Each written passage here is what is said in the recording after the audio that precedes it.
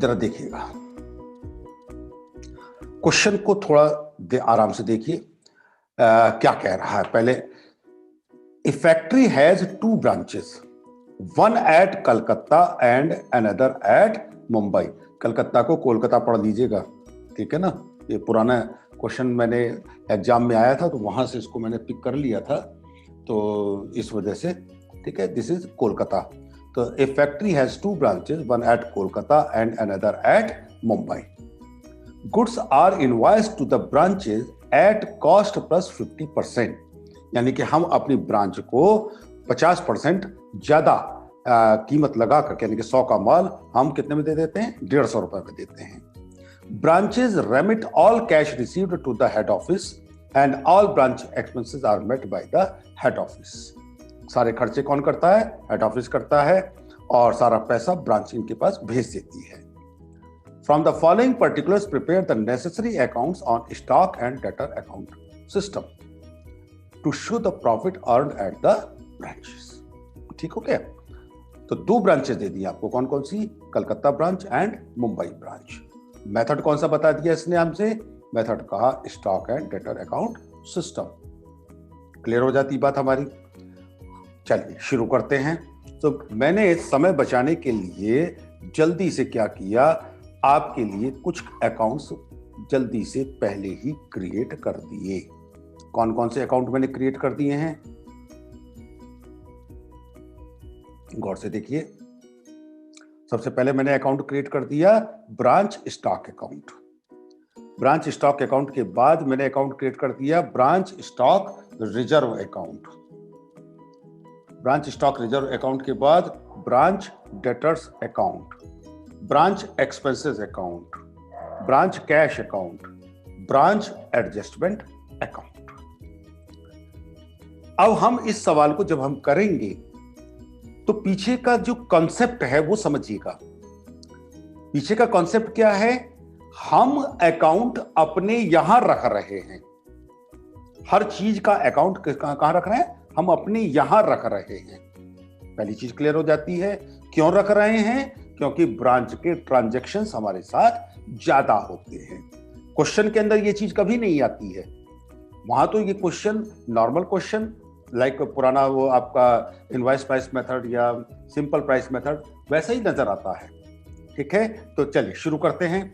सबसे पहले उसने क्या कहा, opening stock at cost to branch 9300 and 15600, 9300 और 15600 रुपए का आपको दिया हुआ है।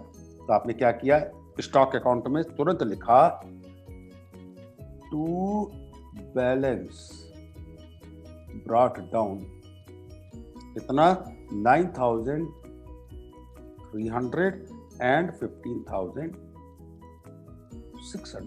ये मेरी कलकत्ता ब्रांच, ये Mumbai branch, Calcutta branch, Mumbai branch. यहां पर गौर से समझिए, एट कॉस्ट टू ब्रांचेस है, यानी कि जितने रुपए का माल हम देते थे ओवर कास्टेड प्राइस हो गया ये आपका। आगे कह रहा है डेटर्स है आपके पास, ओपनिंग डेटर्स 6800 रुपीज के, ये लीजिए। डेटर्स अकाउंट में आपने क्या लिख दिया, to balance brought down 6800 and 8700। लीजिए, 2 चीजें खत्म हो गई। Goods invoice to branch at cost to head office. Head office के लिए कितने की पड़ रही है, कलकत्ता क्या है का माल 34,000 रुपए का, और मुंबई का ब्रांच का माल कितना है, 36,000 रुपए। यहां पे गौर से समझिएगा, ये दाम कौन सा है, हेड ऑफिस, और हम 50% बढ़ा करके बेचते हैं। इसका मतलब ये तो 34,000 रुपीज का माल था,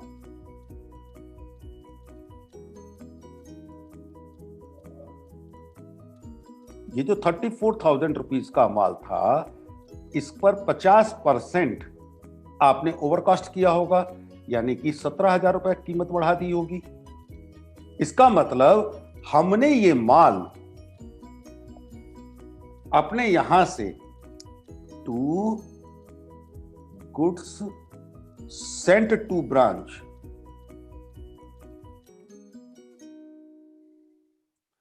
51,000 रुपए का दिया होगा। ये 51,000 रुपए कैसे आ गए?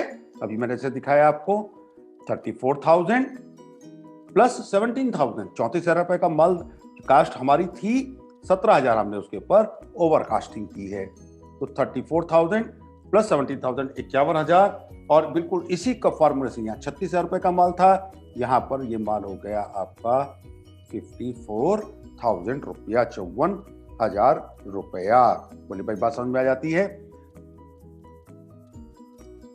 चलें आगे, चलें आगे। ओके, गुड्स इनवॉइस्ड के बाद टू ब्रांच के बाद क्या आ जाता है आपका? Sales at branch. कोई बात नहीं भाई, कैश सेल्स, कैश सेल्स कितने रुपए की हुई? 25,010 रुपए की और 35,000 रुपए की।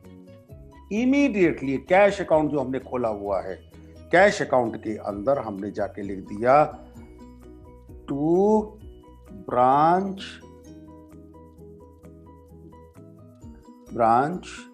Stock account. कितना? 25,010 और 35,000 रुपए कैश आ गया हमारे पास। आगे क्या कह रहा है? क्रेडिट सेल्स हुई है 31,000 रुपए की। लीजिए साहब, क्रेडिट सेल्स 31,000 रुपए की हुई और 30,100 रुपए, 30,100 रुपए की यहां पर हुई, जिसका इंपैक्ट हमारे डेटर्स अकाउंट पर भी पड़ेगा। और हम यहां पर क्या लिख देंगे? To credit sales. कितना? 31,000 और 30,100। Credit sales 31,000 and 30,100। ये कौन सी ब्रांच हो गई? ये Calcutta branch, Mumbai branch, Calcutta branch, Mumbai branch. Question ने आगे क्या कहा? Cash collected from debtors, debtors में यहां पे लिख देते हैं बाय ब्रांच कैश। ब्रांच से कैश मिल गया, कितना? 30,400 और 29,800। और कैश अकाउंट में भी आपने लिख दिया तुरंत ही टू ब्रांच स्टॉक अकाउंट से, सॉरी ब्रांच डेटर्स अकाउंट से।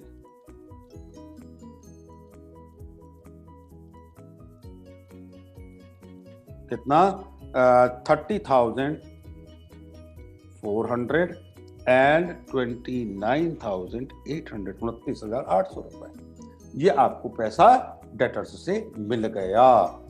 चलिए साहब आगे चलते हैं। क्वेश्चन ने आगे क्या कहा? क्वेश्चन ने आगे कहा goods returned by branch to head office. Branch ने, कलकत्ता ब्रांच ने 1,500 रुपए का माल लौटा दिया। कितने रुपए का माल लौटा दिया? 1,500 रुपए का माल लौटा दिया। ये रहा स्टॉक अकाउंट, और स्टॉक अकाउंट में हमने क्या लिख दिया? By goods returned by branch, 1,500 रुपए का माल लौटा दिया। बोले भाई बात क्लियर हो जाती है? यहां तक मैं समझता हूं कोई दिक्कत नहीं आती है? बोलो भाई हाँ है ना? 1,500 रुपए का माल आपने लौटा दिया। 1,500 रुपए का माल लौटाने के बाद क्या हुआ? Returns bye debtors. लो भाई, डेटर्स ने पैसा लौटाया है, बाय डेटर्स ने लौटा देते हैं। Branch stock,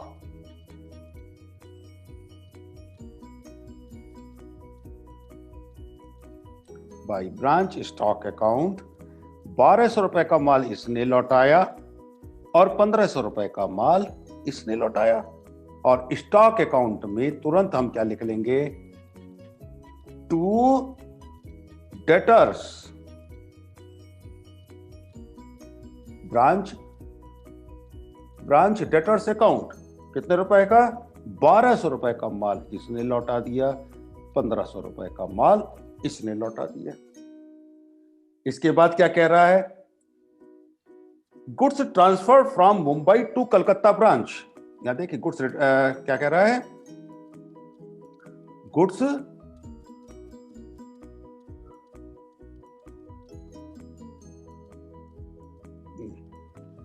returns bye debtors, ये रहा। अब आगे क्या कह रहा है, goods transferred from Mumbai to Calcutta branch, ये थोड़ा सा लाइन आगे निकल जा रही है। 2100 का माल किसने लौटा दिया, मुंबई वाले ने कलकत्ता वाले को, कोई दिक्कत नहीं है, 2100 रुपए का माल लौटाया गया है, इसलिए हम क्या लिख देते हैं, बाय ट्रांसफर। मुंबई वाले ने 2100 का लौटाया, टू ट्रांसफर 2100 रुपए का माल हमने ले लिया। बोलो भाई, बात क्लियर होती है, यहां तक कोई समस्या नहीं। आगे चलते हैं। सरप्लस इन स्टॉक, 300 रुपए का माल सरप्लस में चला गया, 300 रुपए का, चलिए भाई, टू सरप्लस इन स्टॉक, 300 रुपए का किसके यहां, मुंबई वाले के यहां, और 450 रुपए की शॉर्टेज हो गई, बाई शॉर्टेज, किसके यहां, कलकत्ता वाले के यहां। ये देखिए सरप्लस एंड, इसके बाद क्या कह रहा है, डिस्काउंट अलाउड टू डेटर्स। चलो भाई डेटर्स पे आ जाते हैं। बाय डिस्काउंट, बाय डिस्काउंट या जो कि एक्सपेंस हुए, कितने रुपए के, 200 रुपए के और 350 रुपए के, और आपने क्या किया, ब्रांच एक्सपेंसेस अकाउंट में टू डेटर्स, 200 रुपए का इसको और 350 रुपए का इसको खर्चा कर दिया। इसके बाद ये क्या कह रहा है, ब्रांच ने 5400 रुपए के टू एक्सपेंसेस 5400 एंड 6700, 5400 रुपए और 67 रुपए के खर्चे किए। इमीडिएटली ये 5400 और 6700 रुपए के खर्चे के बारे में हमसे कुछ जिक्र नहीं कर रहा है, इसलिए हम इसके बारे में कोई कैश की बात नहीं कर रहे, पता नहीं कैश है, उधार है, क्या है, इसलिए हम इसकी एंट्री कैश में अभी नहीं कर रहे हैं। यहां पर गौर से देखिए, व्हाट वी डिड, हमने अभी तक बिल्कुल जिस तरह से आपका इनवॉइस प्राइस मेथड से हम बनाया करते थे, उसी तरह से हमने इस अकाउंट को बनाना शुरू किया। केवल क्या किया, हमने पुराने अकाउंट को 3 हिस्सों में तोड़ दिया है। वही देखिए, स्टॉक अकाउंट, उसी तरीके से debtors account, expenses account, cash account और एडजस्टमेंट अकाउंट। अब हम इस एडजस्टमेंट अकाउंट की भी बात करते हुए चलेंगे। सबसे पहले हम बात कर रहे हैं डेटर्स अकाउंट की। डेटर्स अकाउंट में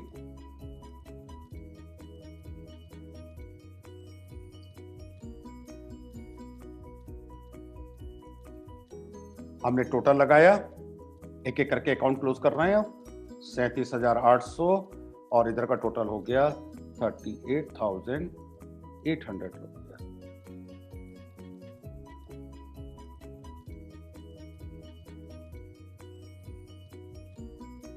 इसके आधार पर आपके क्लोजिंग डेटर्स निकल करके आ गए कितने रुपए के, 6,007,150। यहां से बहुत ध्यान के साथ समझना है, कुछ चीजें जो हमारी एजम्पशंस में चलेंगी, उन चीजों को ध्यान में रखते चलना है। हमने डेटर्स अकाउंट बना लिए। डेटर्स अकाउंट के बाद हमारा आता है खर्चे एक्सपेंसेस अकाउंट। एक्सपेंसेस अकाउंट को हम क्लोज करेंगे।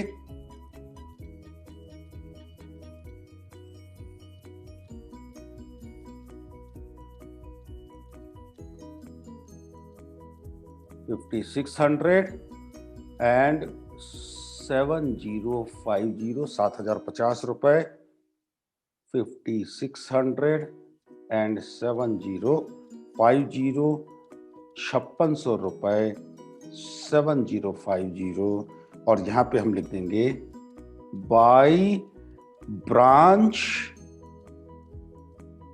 Adjustment account, by branch adjustment account. Branch adjustment account कहां बना हुआ है? ये नीचे बना हुआ है। ब्रांच एडजस्टमेंट अकाउंट में हमने लिख दिया नीचे की तरफ टू ब्रांच एक्सपेंसेस अकाउंट। कितने रुपए का? 5600। एक अकाउंट तो बनाया नहीं था हमने। 5600 एंड इसको मिटा के 7050। अब गौर से देखते चलिए, हमारा एक्सपेंसेस अकाउंट भी पूरा हो गया। अब हम बात कर रहे हैं कैश अकाउंट की।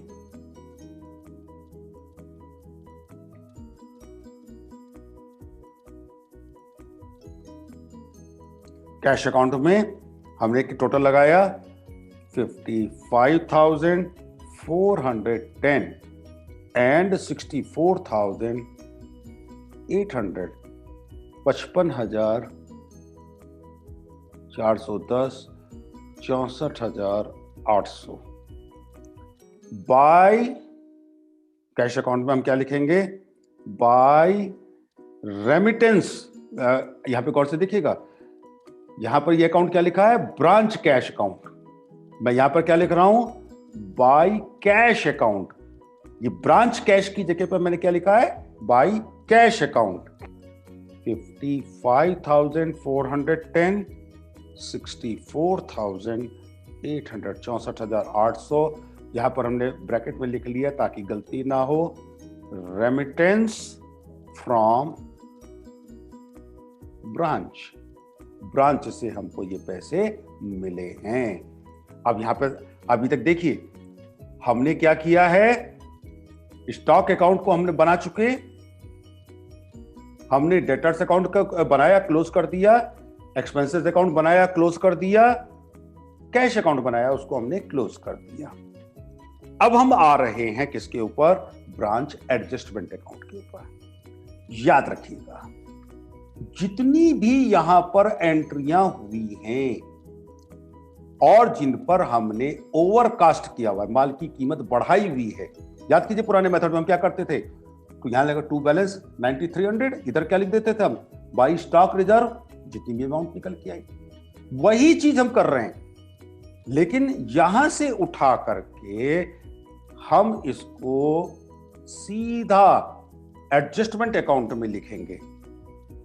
क्या लिखा हमने? By stock, by stock 3100 and 5200। ये 3100 और 5200 रुपए कैसे आए? बड़ा सिंपल सा फॉर्मूला था आपका, याद कीजिए। वही भाई 100 रुपए का माल था जिस पर 50 रुपए बढ़ा करके आपने 150 रुपए का दिया था। यानी कि अगर 150 रुपए का माल था तो उस पर आपने बढ़ाए थे कितने? 50 रुपए। 1 रुपए पर कितना बढ़ेगा? 50/150 इंटू, अगर हमारा 9300 का माल है, इंटू 9300, क्योंकि कितने रुपए का हो जाएगा? 3100 रुपए का।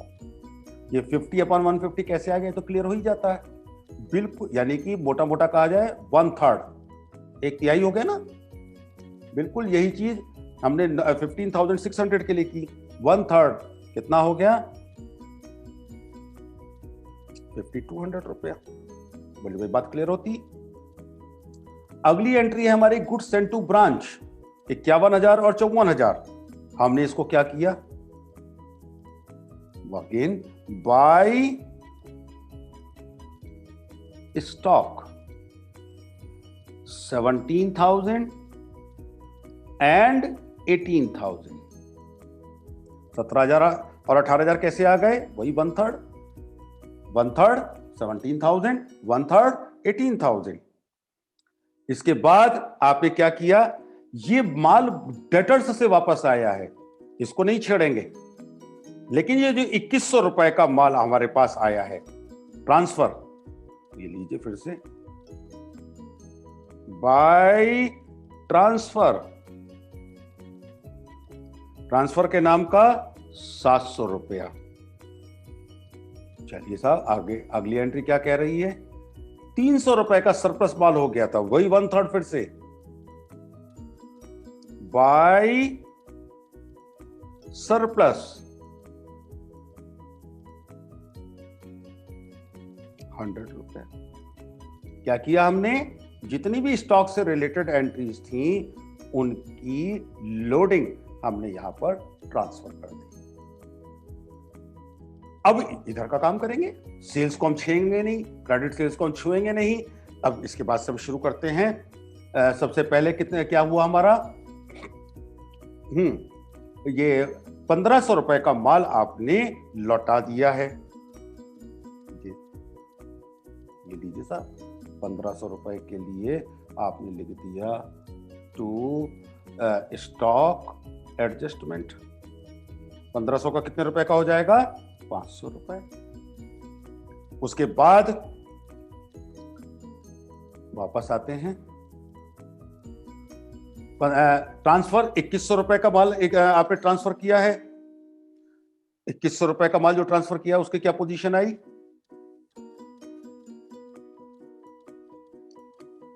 टू ट्रांसफर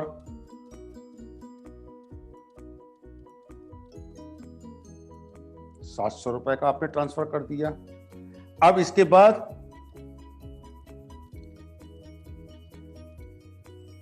अगला आइटम क्या था आपका,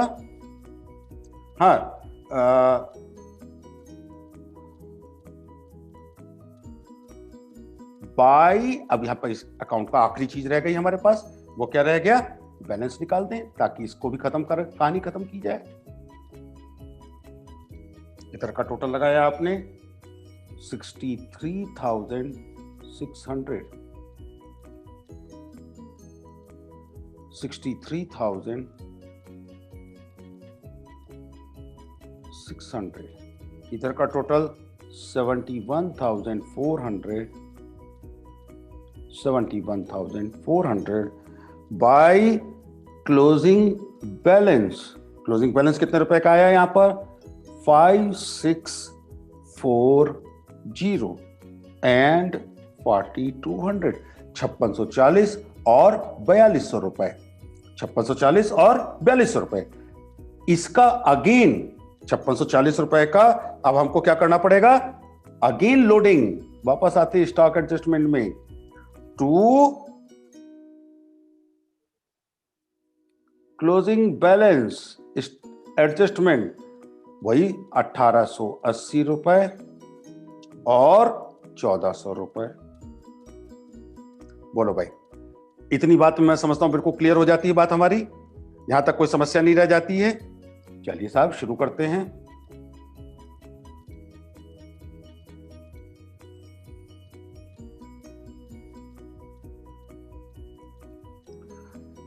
टोटल लगाया 20,800,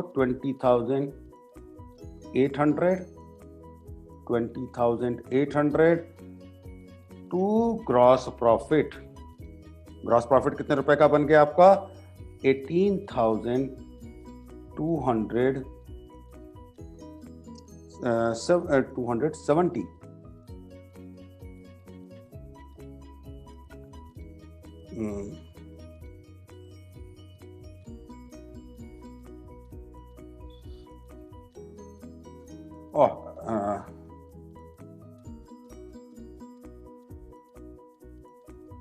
एक छोटी सी लोडिंग हम भूल गए थे, देखिए 450 रुपए की शॉर्टेज की,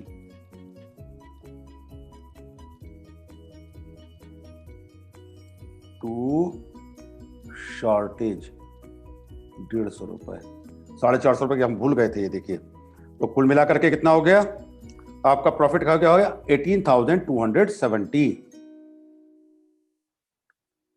ठीक हो गया। इधर की तरफ बिल्कुल इसी तरह से अब हम टोटल लगाएंगे 23,300, 23,300, 23,300 में से आपने इसको माइनस किया तो आपके पास बचा 21,200, 21,200 total checked by gross profit 18,270 and 21,200। अब यहां पर जरा गौर से समझते चलिएगा जो चीज मैं आगे अब आपको बताने जा रहा हूं। यहां पर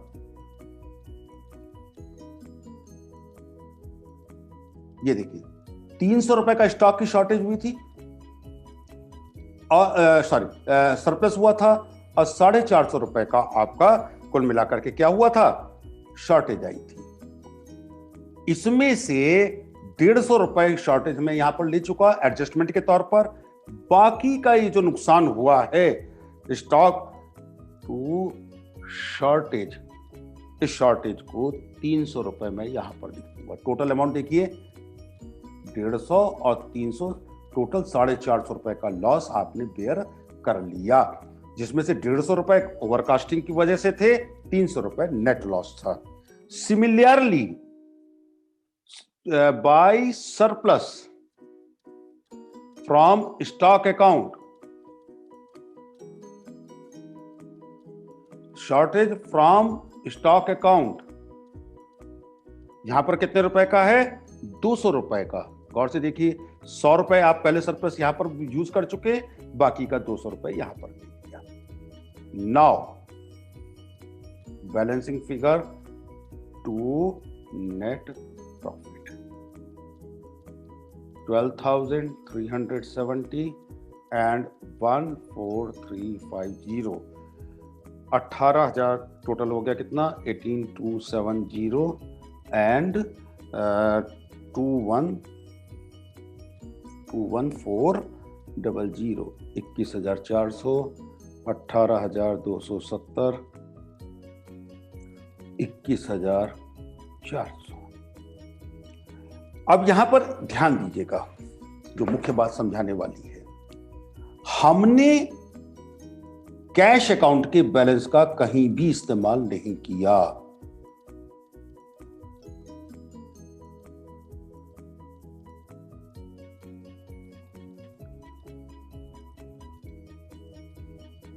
हमने डेटर्स अकाउंट का कहीं भी इस्तेमाल नहीं किया। स्टॉक रिजर्व अकाउंट एक जबरदस्ती बनाया जाता है, क्या करते हैं अभी बता दूंगा, अभी बात करते हैं उस बारे में भी।